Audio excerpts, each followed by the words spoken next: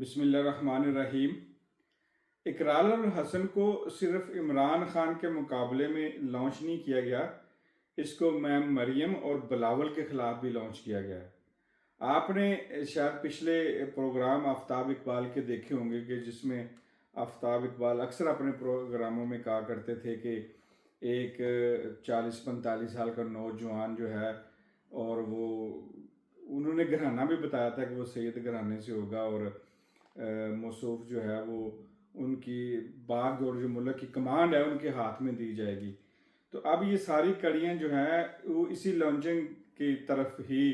جاتی ہیں کہ اس موصوف کو جو لانچ کیا گیا ہے وہ اس کا مقصد صرف اور صرف عمران خان کو ٹارگٹ نہیں کرنا، بلکہ میں مریم اور بلاول بھی جو ہے وہ ٹارگٹ ہیں۔ پاکستان عوام مجھے نہیں لگتا کہ ایسا ہونے دے گی، کیونکہ اب عوام میں اتنا شعور آ گیا ہے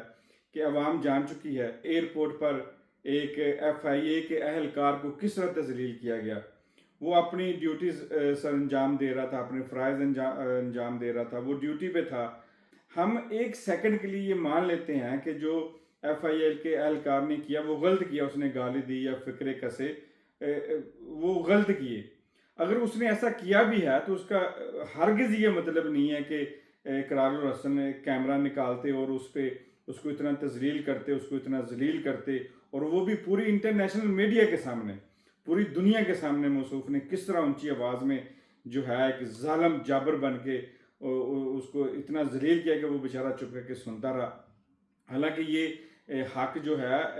اقرار الحسن کو نہ پاکستان کی عوام نے، نہ پاکستان کے قانون نے، نہ پاکستان کے اداروں نے، کسی نے بھی اس کو یہ حق نہیں دیا۔ جس طرح اقرار الحسن نے اس اہلکار کو ذلیل کیا ہے، اس کی بے عزتی کی ہے، آخرکار پوری دنیا نے دیکھا ہے، اس کے بچوں نے دیکھا ہوگا، اس کی بیوی نے دیکھا ہوگا، اس کے ماں باپ نے دیکھا ہوگا، اس کے بہن بھائیوں نے، محلے نے، اس کے کلاس والوں نے، سب نے دیکھا ہوگا کہ کس طرح اقرار الحسن جو ہے اس کو ذلیل کر رہے ہیں۔ اقرار الحسن کا کوئی حق نہیں بنتا تھا۔ اگر اقرار الحسن کو اس سے شکایت تھی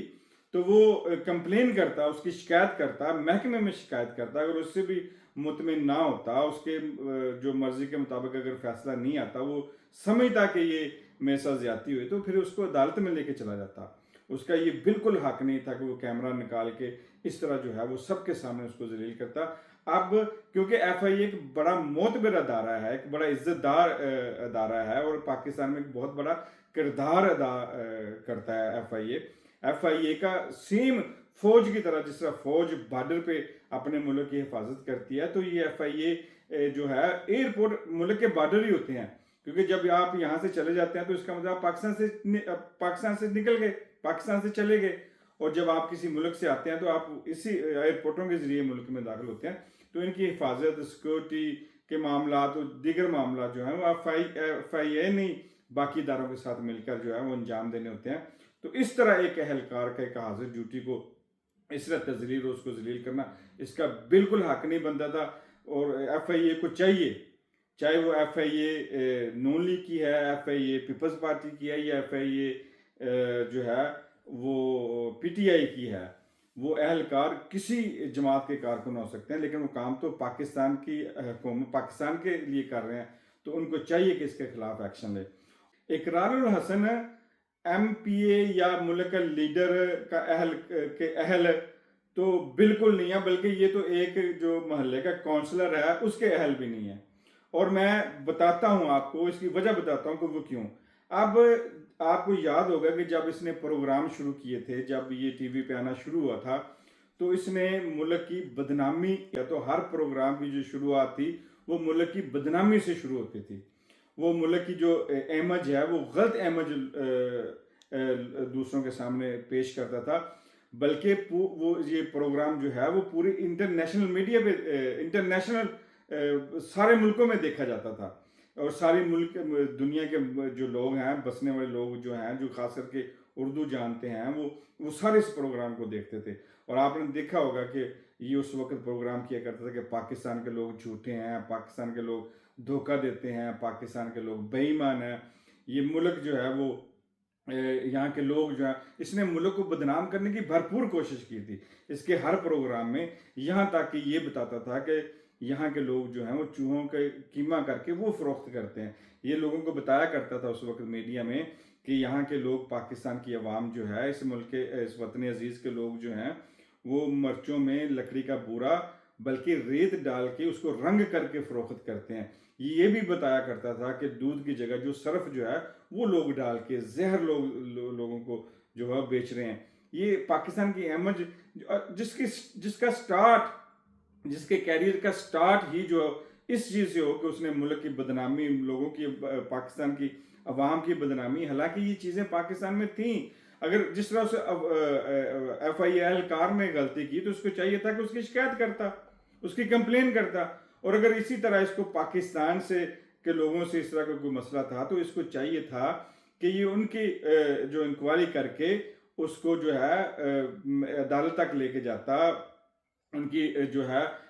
فلاح و بہبود کے لیے کچھ کام کرتا، ان کی اصلاح کرتا، نہ کہ ان چیزوں کو اچھال کر ملک کی بدنامی کرتا، عوام کی بدنامی کرتا۔ اب ایک شخص جو ہے جس کا سٹارٹ ہی ملک کی بدنامی اور عوام کی بدنامی تھی، وہ اس سے کس طرح آپ توقع رکھ سکتے ہیں کہ وہ آ کر جب اس ملک کی یا کسی علاقے کی اگر آپ باغ دوڑ یا کمانڈ اس کے حوالے کرتے ہیں تو یہ اس عوام کی عزت رکھ پائے گا، یا اس کی عوام کی عزت کے لیے کام کرے گا، یا اس ملک کی ترقی کے لیے کوئی کام کرے گا، یا اس ملک کی عزت اور شان شوکت کو بڑھانے کا یہ باعث بنے گا؟ یہ کبھی ناممکن ہے، کیونکہ ایسا شخص جس نے شروع سے ہی ملک کی بدنامی کی ہو، ملک کے عوام کی بدنامی کی ہو، وہ حقیقت بات ہے وہ ایک کونسلر کے بننے کے اہل نہیں ہے۔ عوام کو چاہیے، جو نوجوان اس کے پیچھے لگے ہیں، جو نوجوان اس کے لیے بھاگ دوڑ کر رہے ہیں، جو نوجوان اس کو وقت دے رہے ہیں، جو لوگ نوجوان یہ چاہتے ہیں کہ یہ ہمارا لیڈر بنے، ان کو سوچنا چاہیے کہ اس طرح کا شخص جو ہے وہ اعتبار کے بالکل قابل نہیں ہے، کہ جس شخص نے جو ہے وہ یہ ایک پروگرام نہیں، دو، اس کے سینکڑوں پروگرام ہیں، آپ اس کے پرانے سارے سینکڑوں پروگرام جو آن دی ریکارڈ ہیں وہ چیک کر لیں، دیکھ لیں کہ اس نے کس طرح اور کس طرح پلاننگ کے تحت، منصوبہ بندی کے تحت جو ہے ملک کی بدنامی اور عوام کی بدنامی کی تھی۔ اس طرح کے شخص کو ملک کی جو ہے وہ کمان کسی صورت میں نہیں دینی چاہیے۔ عوام کو اس کے بارے میں سوچنا چاہیے، اور وہ صرف پی ٹی آئی نہیں، نون لیگ کو بھی سوچنا چاہیے، پیپلز پارٹی کو بھی سوچنا چاہیے کہ آپ کے پاس ایک منظم اور مضبوط پارٹی ہے، آپ کے تینوں پارٹیوں کے پاس ایک منظم اور مضبوط قائدین ہیں، آپ ان کو جو ہے پروموٹ کریں، ان کا ساتھ دیں، ان کے ساتھ چلیں، اپنی اپنی پارٹیوں کے ساتھ چلیں، لیکن ایک ایسے شخص کو۔ اور دوسری بات کہ عمران خان کے مقابلے میں اس کو لایا گیا ہے، یا میم مریم کے مقابلے میں، یہ ان کے کندھے تو کیا انہوں دی وکھیاں دے برابر نہیں بیچارہ ہوندا، تو اگر آپ اس کو کامیاب کر بھی دیتے ہیں تو کیا یہ ٹرمپ کے سامنے یا دنیا کے دوسرے لیڈران کے ساتھ بیٹھا ہوا سونا لگے دا؟ کوئی اس بارے بھی سوچ لو، کوئی کم از کم کوئی انسان کو ایسی شخصیت ہو نا جڑا پاکستان کی اگر نمائندگی کر رہا ہے تو کتے بیٹھا تو سونا لگے۔